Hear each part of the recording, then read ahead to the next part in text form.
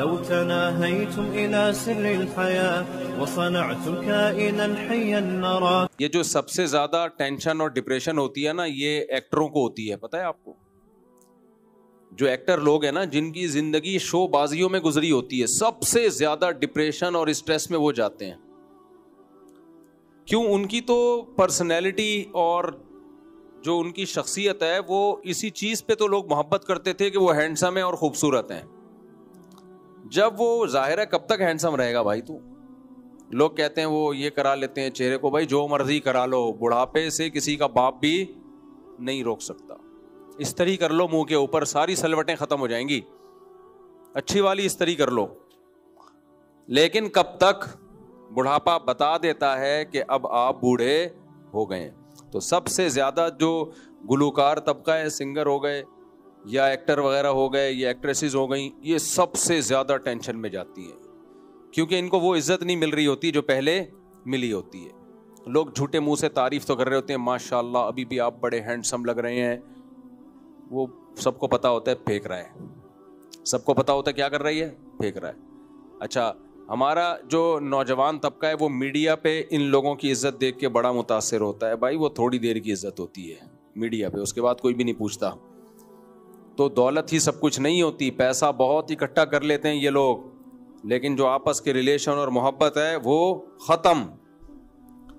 جو نیک لوگ ہیں، جو گھروں میں بچوں کو دین سکھاتے ہیں، بچے پیدا بھی کرتے ہیں، شادی بھی کرتے ہیں، نسل بھی بڑھاتے ہیں، ان کو بڑھاپے میں صرف اولاد کی طرف سے عزت ملتی ہے. آپ کی اپنی صرف کون ہے؟ اولاد. ماں جتنی بوڑھی ہوگی، باپ جتنا بوڑھا ہوگا اتنا اچھا لگتا ہے، خدا کی قسم. جتنا بوڑھا ہو جائے نا ابا، اور زیادہ اس پہ پیار آتا ہے. جتنی بوڑھی ہو جائے اماں، اور زیادہ اچھی لگتی ہے، کیونکہ اس میں بچپنا آنا شروع ہو جاتا ہے. تو ہم تو اپنی دادی کو یاد کرتے ہیں نا، کیسی بوڑھی ہو گئی تھی، ایسی ایسی باتیں کرتی رہتی تھی. ہم جب باہر نکلتے تھے نا دادی سے چھپ کے، اچھا بوڑھوں میں پنچایتیں بہت ہوتی ہیں، کدھر جا رہا ہے کدھر سے آ رہا ہے. بوڑھوں میں ایک مسئلہ یہ ہوتا ہے کہ کدھر جا رہا ہے، ہر چیز کی ان کو رپورٹ چاہیے، اور سنتے اونچا ہیں. تو ہماری دادی کا کمرہ ہمارے مین گیٹ کے قریب ہی تھا. نکل کے جانے لگتے تو کہاں جا رہے ہو، پھر بتاتے وہاں جا رہے ہیں، تو اونچا سنتی تھی. 2 دفعہ بتاؤ، 3 دفعہ آدمی ٹینشن میں آتا. تو مجھے یاد ہے ایک دفعہ میں کرالنگ کرتا ہوا جا رہا تھا، دادی اپنے تخت شاہی پہ بیٹھی ہوئی ہے، اور اس تخت کے نیچے تہیں وہ پرانے زمانے کا جہیز کا ایک بکسا رکھا ہوا تھا. ایک پاندان ہوا کرتا تھا پہلے ہندوستانی عورتوں کے پاس، کتھا چونا، اس میں اتنا سا پان لیا، وہ لگاتی تھی، کتھا چونا لگا کے منہ میں رکھا اور اپنی نیت باندھ لی. یہ کام تھے. اب جو نئی نسل ہے نا، یہ بوڑھی ہوگی، اللہ کی پناہ ہے. پہلے ان کی زندگیاں نمازوں میں، روزے میں، اللہ اللہ کرنے میں گزری، تو بڑھاپے میں اسی کام میں وہ انجوائے کرتے تھے، تسبیح، نماز. اب جو نئی نسل ہے بوڑھی ہوگی تو اس کو انسٹاگرام پہ اپنی پرانی جوانی کی ویڈیو دیکھنے کے علاوہ کوئی کام نہیں ہوگا. اچھا خیر، ہم کہاں چلے گئے؟ تو ہم کرالنگ کر کے نکلتے تھے، ایسے کر کے نا، کرالنگ کر کے جا رہے ہیں، کرالنگ کر کے آ رہے ہیں. کھانا کھا لیا نہیں کھایا، یہ بوڑھیاں کو فکر لگی ہے. تو جس دن ہماری دادی کا انتقال ہوا ہے نا، جو ہم پہ جو قیامت گزری ہے وہ ہم جانتے. گھر ایسا بالکل سونا سونا ہو گیا. تو آپ کو محبت صرف آپ کے اپنوں سے ملتی ہے بڑھاپے میں، اور کوئی بھی بولو نہیں پوچھتا. تو اس لیے رنگ رلیوں پہ زمانے کی نہ جانا اے دل، یہ خزاں ہے جو با انداز بہار آئی ہے. یہ جو ایکٹر لوگ اور ایکٹریسز ہیں، اور یہ جو بالی ووڈ اور ہالی ووڈ کی دنیا ہے، یہ صرف دیکھنے میں کیا ہے؟ خوبصورت باغ ہے، باقی اندھیرے ہی اندھیرے. تو اللہ میں دل لگاؤ، اللہ سے دل لگاؤ. جس کا اللہ سے دل لگ گیا نا نماز روزے میں، اس کی زندگی اتنی مزے کی ہے، کیونکہ اللہ ہر جگہ ہے، ہر وقت ہے. وہ تنہائی محسوس ہی نہیں کرتا، وہ بڑھاپے میں بھی تنہائی محسوس نہیں کرے گا. اللہ سے دل لگ گیا اس کا، دعائیں کرے گا، نمازیں پڑھے گا، اس کو اس میں مزہ آئے گا. ہم نے دیکھا ہے ہماری مسجد میں بوڑھے پہلے سے صف میں آ کے بیٹھے ہوئے ہوتے ہیں. کیوں بھائی؟ ان کو مسجد میں اللہ سے دل لگ گیا ہے. اور میں نے تو جو نمازی بوڑھے ہوتے ہیں نا، ان کو ٹینشن کیا دیکھی ہے، جب بیمار ہوتے ہیں کہتے ہیں یار مسجد نہیں جایا جا رہا، یہ ٹینشن ہو رہی ہے ان کو، مسجد نہیں جایا جا رہا، بس یہ ٹینشن. 105 سال کے بوڑھے تھے یہاں پہ، 105 کیسے؟ برٹش آرمی میں تھے وہ، تو ابھی تک برطانیہ سے ان کی پینشن آتی تھی. اور یہ میں بات کر رہا ہوں 2006 کی، یہاں رہتے تھے ہمارے پڑوس میں. کتنی عمر تھی؟ 105 سال. اور یہ مستند اور پینشن ابھی تک برٹش آرمی سے ان کی آتی تھی. تو کیسے نماز پڑھنے آیا کرتے تھے یہاں, اور تراویاں پوری پڑھتے تھے ہمارے پیچھے 2007-8 تک پوری تراویاں پڑھتے تھے. ایک دن میں نے کیا کیا, سردے والی آیت پڑھ کے رکوع میں چلا گیا نا. جب سردے والی آیت پڑھ کے آپ رکوع میں چلے جائیں تو رکوع میں بھی نیت کی جا سکتی ہے, ورنہ سردے میں ادا ہو ہی جاتا ہے. تو وہ کہنے لگے مفتی صاحب سردے والی آیت, حالانکہ حافظ نہیں تھے, مفتی صاحب سردے والی آیت تھی, سردہ کدھر گیا. اتنے بوڑھوں کو پتا تھا کہ سردے والی آیت ہے. ایک دن مجھے کہنے لگے مفتی صاحب کہ سجدے میں بھی چلا جاتا ہوں, کھڑے ہو کے تراویح پڑھ لیتا ہوں, یہ جو بار بار اٹھک بیٹھک ہے یہ اب تھوڑی سی پرابلم ہو رہی ہے. 105 سال کی عمر میں رکوع نہیں سجدے سے اٹھتے ہیں نا قیام کے لیے, اس قیام میں کیا ہو رہی ہے, پرابلم. میں نے کہا 105 سال میں بھی اگر پرابلم نہیں ہوگی, پھر بھی کر رہے تھے.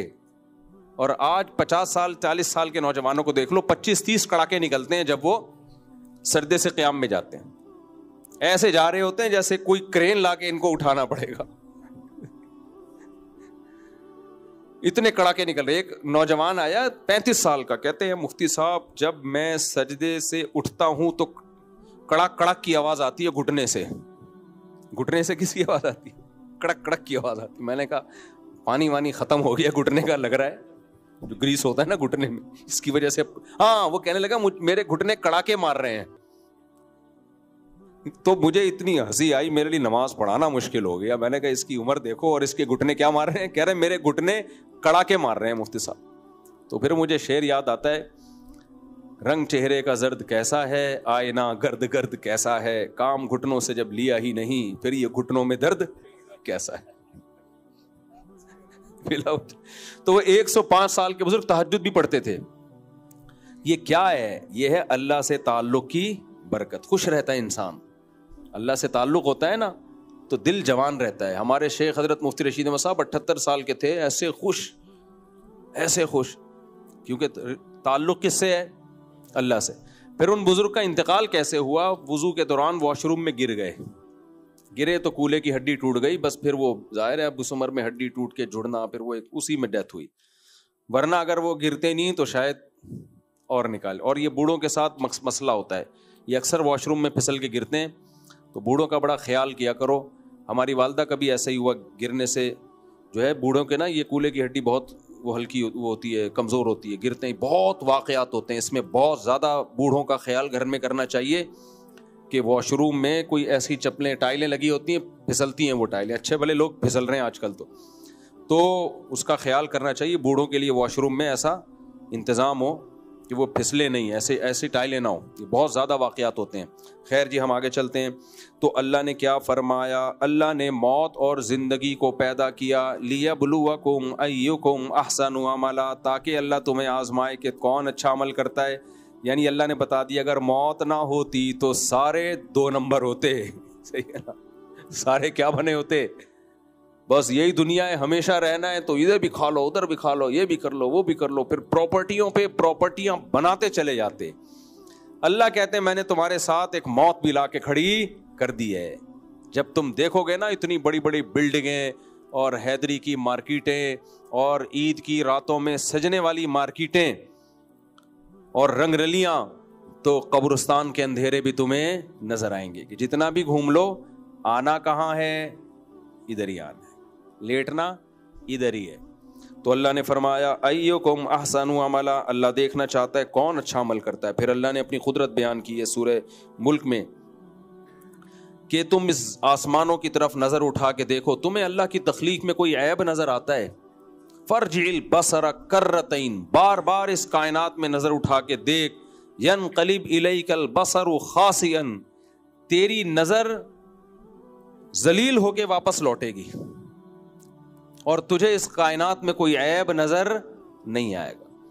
تو اگر کہے گا نا کہ زمین اتنی زیادہ ڈگری جھکی ہوئی ہوتی تو زیادہ اچھا تھا, لیکن تیرے سائنسدان رپورٹ پیش کریں گے جتنی ڈگری جھکی ہوئی ہے اس سے زیادہ سوٹیبل نہیں. تو اگر کہے گا اتنی بارش اور زیادہ ہوتی تو زیادہ اچھا ہوتا, تو محکمہ موسمیات والے جو رپورٹ پیش کریں گے کہیں گے جتنی بارش کی زمین کو ضرورت ہے اتنی ہی برس رہی ہے. ہر چیز میں ایسی زبردست کیلکولیشن ہے. اللہ کہتے ہیں ینقلب الیک البصر، تیری نظر لوٹے گی تھک ہار کے، رسوا ہو جائے گی، اور تو کہنے پر مجبور ہوگا کہ میرا رب ہر عیب سے پاک ہے. ہوا و حرص والا دل بدل دے،